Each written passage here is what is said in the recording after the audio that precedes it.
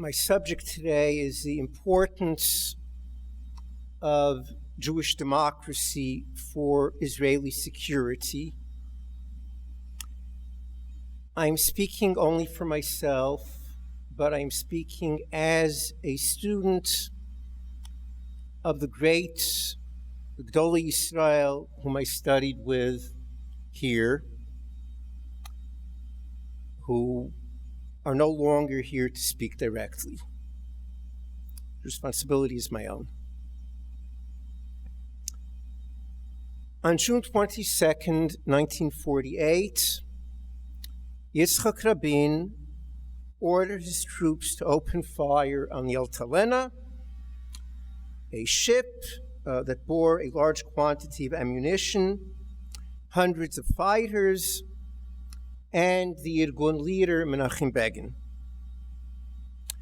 Readers of Rabin's autobiography, Pinkas Shirut, Volume 1, will not find one word of explanation about what happened on that day in 1948.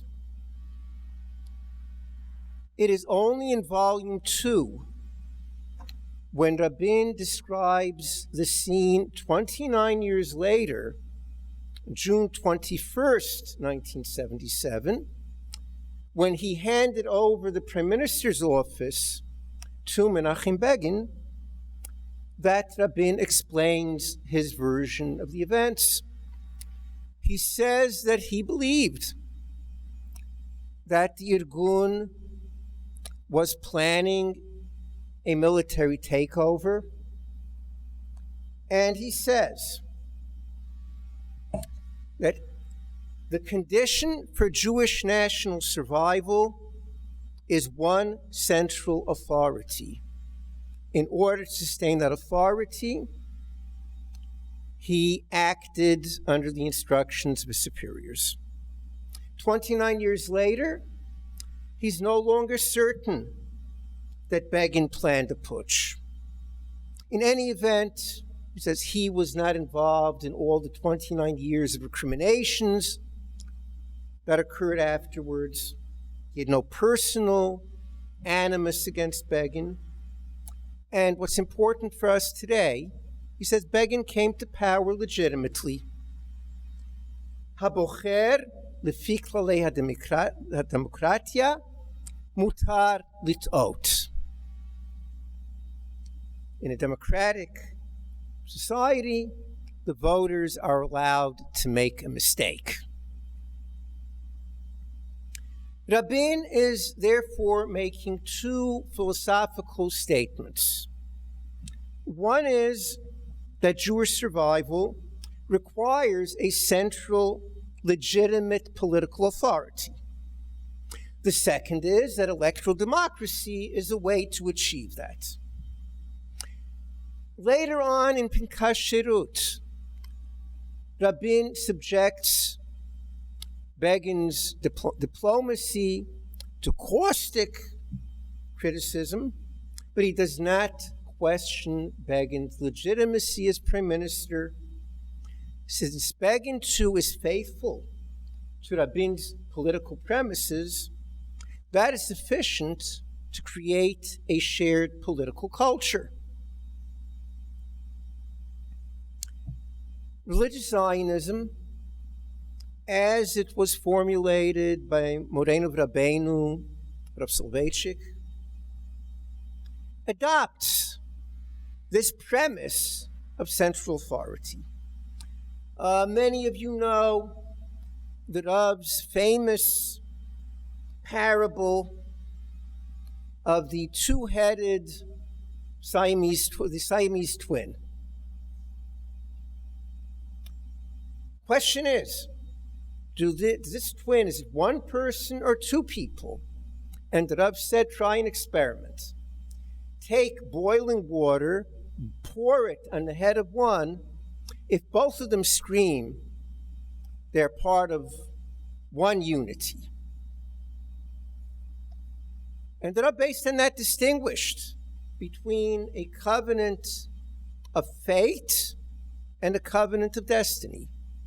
A covenant of fate is shared by all Jews. And that is manifest in the fact that we all share in the pain of the other. The destiny, the goal that we're aiming at, the religious and those who are not religious, may differ radically. On that basis, the Rav would argue, when it comes to running a state and the security of the state, we are all one. A secular government may still be a government that is interested in the same things that we're interested in: survival and the physical flourishing, the welfare of the people in Israel.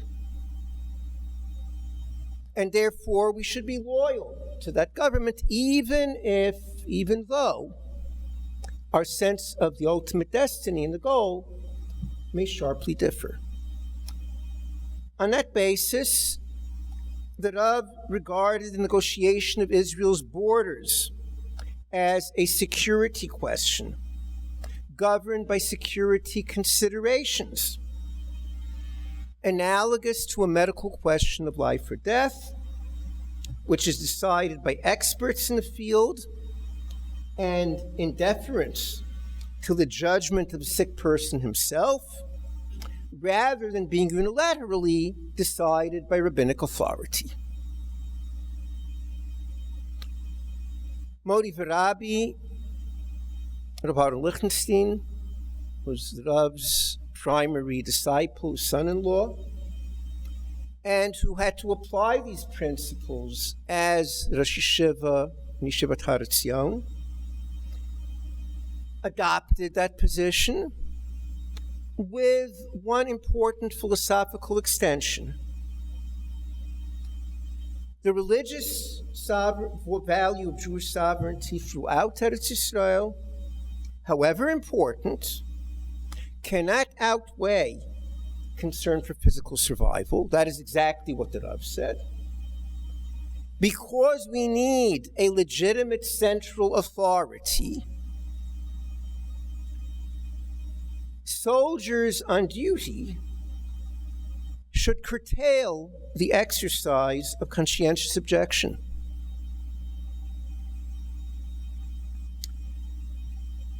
When Rabbi Lichtenstein was in opposition to certain aspects of the government policy in Lebanon during the 1982 war, he was in Miluim at that time.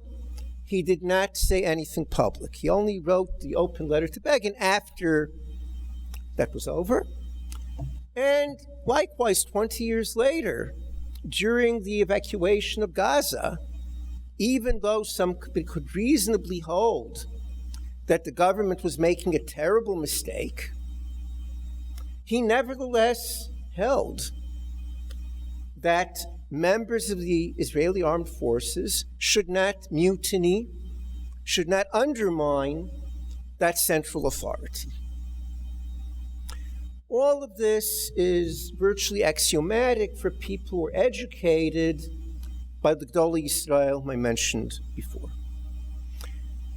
I must, in the name of honesty, however, point out that there is one unstated premise in what we said before, at least one,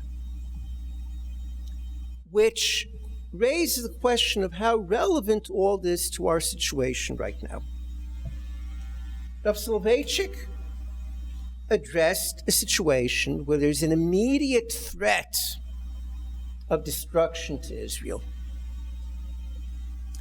At present, on the Palestinian front, despite everything we have lived with for the last few weeks, there is no danger of destruction.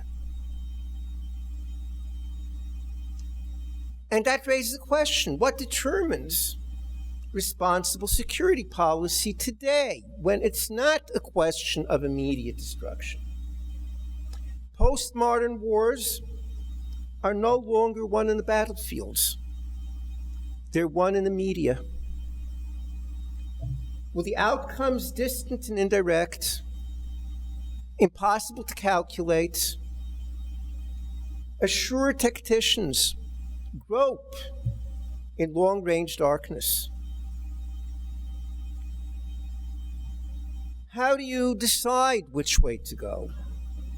Very often, this will no longer express a pure, unambiguous military factor. The hot water that's being poured in the Zionist Siamese twin in Hebron or in Tel Aviv is still uncomfortably hot, but it may no longer be life-threatening. It may no longer be agonizingly scalding.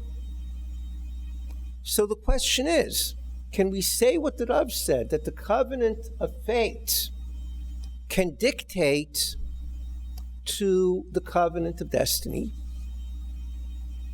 Or do we have a situation where each group works from its own vision of what Israel should be like, and you promote a security policy that is going to suit, that's going to promote your aim? Rav Lichtenstein famously compared our situation with regard to territorial compromise to a situation where a sick person must undergo amputation, a leg, an arm. It's a terrible situation. If you have to do it, you have to do it with sorrow and resolution. He said, our situation today may be the same situation, where in order to gain security, we may have to sacrifice sovereignty over certain parts of Eretz Yisrael. It's an apt image for the dilemma of survival. And for some of us, we may think this solves the entire problem. There's no problem anymore, because if you hold that you cannot give up territory in any circumstances, there's a clash between security considerations possibly and practical and religious considerations. But if the Rav and Rav Lichtenstein, in effect, have taken that question off the table, then religious judgment of any of us is exactly the same as that of a secular person. What's good for survival? But it's not that simple. If our security depends not simply on the tactical force of arms, but on our sense of who we are and where we are in the world, people differ very sharply. Some Israelis think of themselves as Jews who must, under pressure, accommodate to some extent the fashions of the outside world. Others would see themselves first and foremost as citizens of a liberal secular West, with some place for Jewish identity. It seems to me that right-wing Israelis, even, perhaps especially, those who are not thoroughly committed to Torah mitzvot, may experience the opposition between being an Israeli Jew and the world as something positive. It's a good part of our Jewish identity. People on the left are embarrassed, ashamed, and outraged by the persistence of Jewish estrangement from the secular liberal community. So our situation is not that of amputating a limb to save a life. It may be more like a fantastic situation where something has to be amputated, and one parent wants the child to be a concert pianist and would rather give up both legs rather than give up one finger, and the other parent wants the child to be a ballet dancer and is willing to give up the arms in order to save every toe. We cannot apply the teaching of our Rabbein in a mechanical manner. As long as this divide in our relationship to the Western world is prominent, religious Zionists, whatever their nominal beliefs about security or other domestic issues, may, for better or for worse, find their natural Jewish home in a secular right, because a right is at home perpetuating Jewish separateness. The so-called left will always lack credibility, be suspected of tailoring their policies to serve a cultural agenda in the guise of a futile and misguided attempt to obtain external peace. Yitzhak Rabin's wholehearted and painstaking concentration on security should have put him beyond such suspicions. To call him bogey, a traitor, would have been ridiculous if it did not become obscene and murderous. But he was a member, a giant of a generation that has passed. When we first heard the bitter news 20 years ago, in the immediate aftermath, I was engulfed by a sense of horror and disgrace that we, as a people, had come to this. To the extent that I thought about the future at all, I feared the end of Israeli democracy. I was afraid that the public revulsion to the assassination would be so sweeping and so permanent that we were in for an unchallenged dictatorship of the left for the next couple of generations. What happened instead, the right solidified its Jewish majority. Under the shock of hard reality, both right and left are disappointed, sobered, perhaps hungover. Yet, not unencouraged by the indulgence of mainstream fellow travelers, vocal and significant circles on the left still have not gotten around to accepting the election results of 1977. Influential groups on the right continue to treat violence as an acceptable option within a political toolkit. Immediately after the murder, Rabbi Lichtenstein was asked by a Haredi journalist whether the murder of Rabin was not the result of an educational system that teaches there are things of more value than human life. Implicitly, the Haredi was saying that the emphasis on military activity was ultimately responsible for Yigal Amir. But Amir was really ours and not theirs. Rabbi Lichtenstein responded, quote, "We all believe there are values greater than human life. In this sense, we need not be ashamed, nor need we erase one letter of our Torah. Our values are eternal. Nothing can be given up or erased. But in terms of balance and application, of seeing the whole picture, here, undoubtedly, we must engage in a renewed and deeper examination. Priorities must be re-examined." What are the options before us? For some Israelis, there is a desire for a new Israeli identity, transcending ideological divisions, ensuring the superiority of the state and its officials under all circumstances. I doubt whether such uniformity is feasible or desirable, even from a purely secular perspective.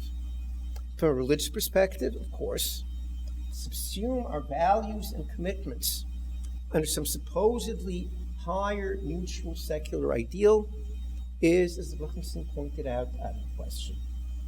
No human ideal, be it national or universalistic, socialist or liberal, can be elevated above the divine imperative.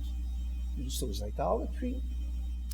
What has been done by such secular projects in the course of the 20th century alone is a warning of what happens when secular ideals, even attractive ones, become absolutes. I say this not because I make light of the value of common lowercase culture. Shared cultural values, history, literature, music, humor, food, popular songs, brings people together. It often provides a social glue that makes otherwise unbearable disagreement tolerable, and social lubrication makes compromise possible where compromise is justified. However, in the absence of a shared spiritual destiny, it's a palliative. It's a bandage and an open sore, necessary in the short run, but no substitute for fundamental cure.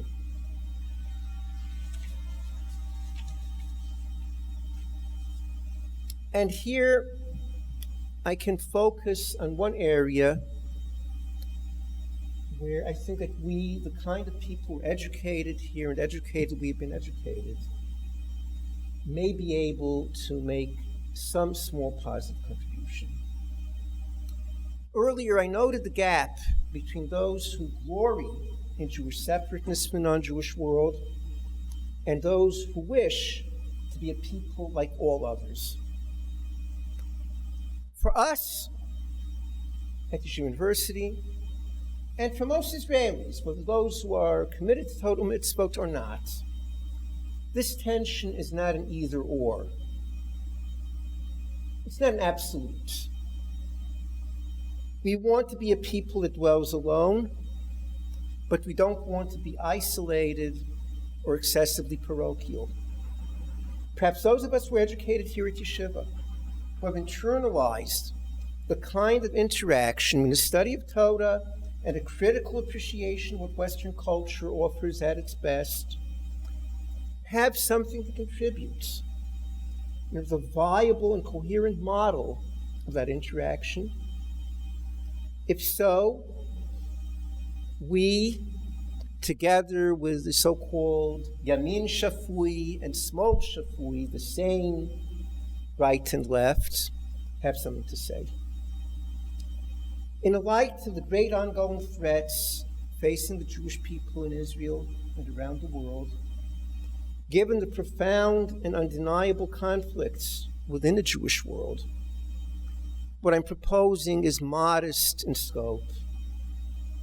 It is remote from the military and diplomatic challenges to which Yitzhak Rabin dedicated his years on earth and ultimately gave up his life. Yet, it is a task in keeping with the message of that life. Yitzhak Rabin.